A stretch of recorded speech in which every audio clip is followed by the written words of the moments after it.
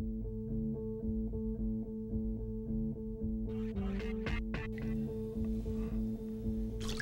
thought it would be easy.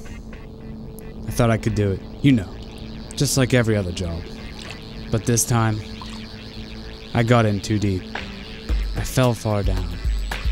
I got too close. Needless to say, I finished the job, but at my expense. I'm paying for it now. Her name was Rachel, and she was in love. Nothing really new here. Same old story with a new face.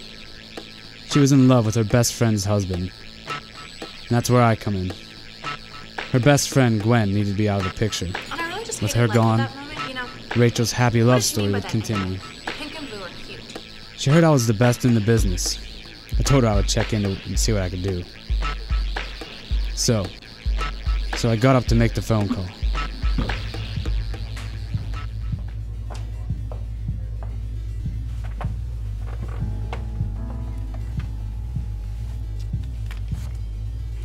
Called a man who goes by the name of Frank. No one knows his real name. No one asks. Gave him the usual name, address, stuff like that. He would do the rest. He would get her details. It was a sad story, but it comes with the job.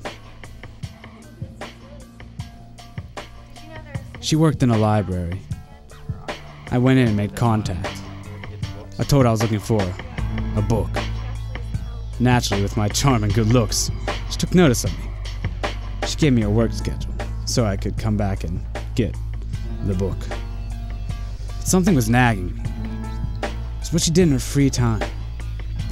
According to Frank, she likes to sit underneath trees, read books. She enjoys the nature and riding her bike in circles. Strange. I went back to the library to do some investigating. Found her by a window taking down some flyers. I knew she was going to recycle them later. She looked so innocent, so kind. It was quickly turning into a hard job.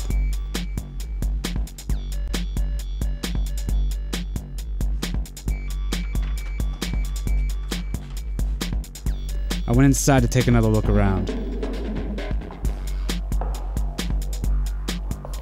As I was walking, something strange caught my attention.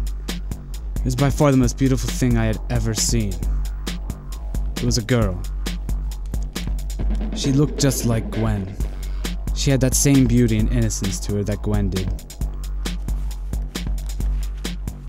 I had to have it.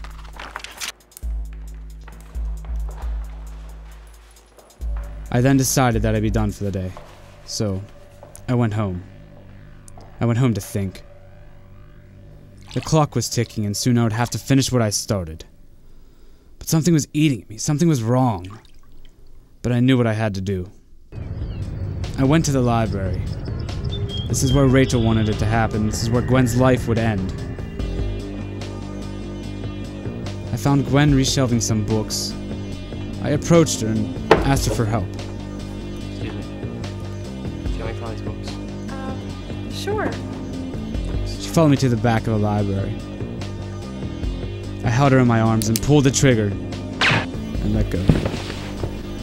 The earth grew cold and silent. I could feel her presence linger in the library, and it followed me out. Rachel was waiting outside. She wanted to be there while it all went down. I'd judge her, but only in my mind.